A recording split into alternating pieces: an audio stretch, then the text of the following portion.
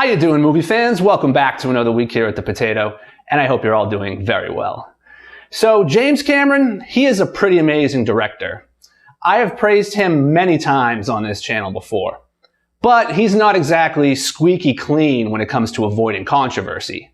And today we're going to dive into the allegations that James Cameron's 1984 sci-fi classic, The Terminator, was plagiarized from the works of sci-fi author Harlan Ellison. Let's take a look. When you watch the end of The Terminator and Sarah drives off in her Jeep, you'll notice on the screen it reads, "Acknowledgement to the works of Harlan Ellison." To those who don't know, Harlan Ellison was an award-winning sci-fi author whose career began in the 1950s. Throughout the 1960s, he also became a successful television writer, as he wrote scripts for shows like The Alfred Hitchcock Hour, The Outer Limits, and even Star Trek. He passed away in 2018. The acknowledgement at the end of this film, as well as an out-of-court settlement he received, is the direct result of Ellison and his lawyers threatening a lawsuit, claiming that certain elements from The Terminator were too close to his 1964 Outer Limits episode titled Soldier, which was adapted from one of his own 1957 short stories, Soldier from Tomorrow. Another Ellison Outer Limits episode, Demon with a Glass Hand, would also be criticized for resembling The Terminator, but that actually was not part of this potential lawsuit. Now, a few things need to be taken into consideration with this story.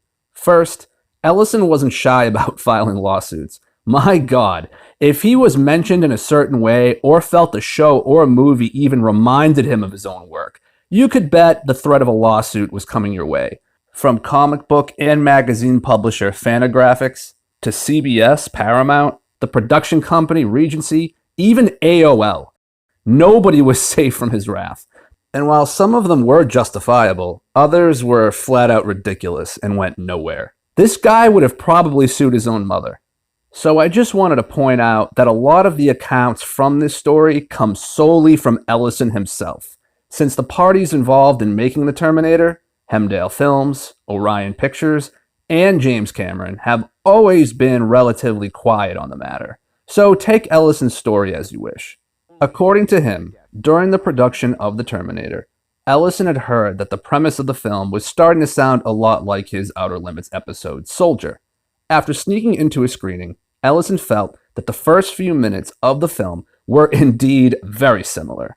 He claims that shortly after, he was also contacted by a friend at Starlog magazine, who wanted to give him an original copy of an interview that James Cameron had recently done with them about the film. In this interview, allegedly, James Cameron stated how he got the idea for The Terminator from a few Outer Limits segments. However, Ellison claims the published version of this interview doesn't contain this remark, because Terminator producer Gail Ann Hurd sent Starlog a legal demand to see the interview first, where it was then edited out. Furthermore, Ellison stated that another friend of his, who visited the set of the film, claimed that James Cameron bragged openly about how he, quote, ripped off a couple Harlan Ellison stories. Ellison and his attorneys then confronted Hemdale and Orion with the information they had received, at which point Hemdale and Orion decided it would be best to settle. While we'll never know for certain if this is truly how it all went down, the fact remains a settlement was reached, which included Ellison receiving an acknowledgement at the end of the film and an unconfirmed amount of money. Ellison claims it was in the neighborhood of $65K. It wasn't until several years later, in the 2009 book, The Futurist, James Cameron would finally give his thoughts on the situation, and wasn't shy about his feelings toward Ellison at all. Cameron stated, quote, "It was a nuisance suit that could easily have been fought.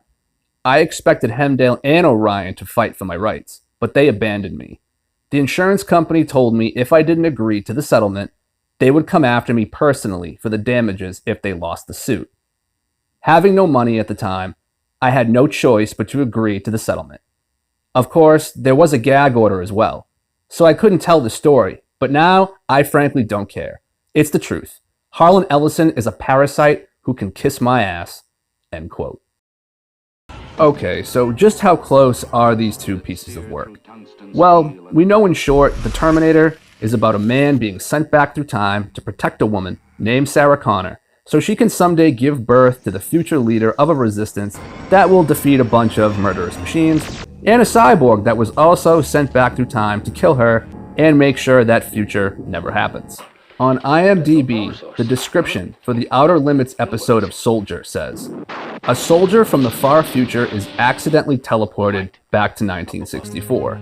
The psychiatrist assigned to examine the soldier realizes that he has been bred purely as a killing machine, but he believes he can reawaken the warrior's humanity. Meanwhile, a second soldier arrives, dedicated to hunting and killing his enemy." Based on this, sure, there are some similarities regarding time-traveling soldiers that come from an apocalyptic future, but you can't claim ownership over something so vague. Also, yes, it's pretty obvious the opening segment of The Terminator was influenced by the Outer Limits episode. I mean, just look at this.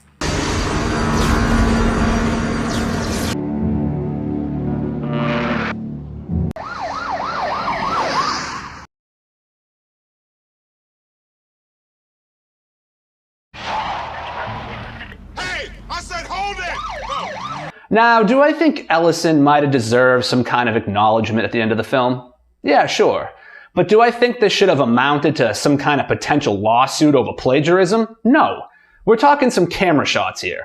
That would be like me taking a fake igloo, plopping it in the sand, and filming it a certain way so it looks like a desert on Tatooine for Star Wars, and filming it, and then Disney coming along and saying, "It looks like Star Wars, that's plagiarism." Actually, now that I think of it, Disney probably would try to do that. But it's not plagiarism. But do I think Cameron probably said something, whether jokingly or not, that he probably shouldn't have? Maybe. Because Ellison did get a settlement. Well, everybody, thank you for watching. I really appreciate it. And I will see you next week. Thanks. Potato.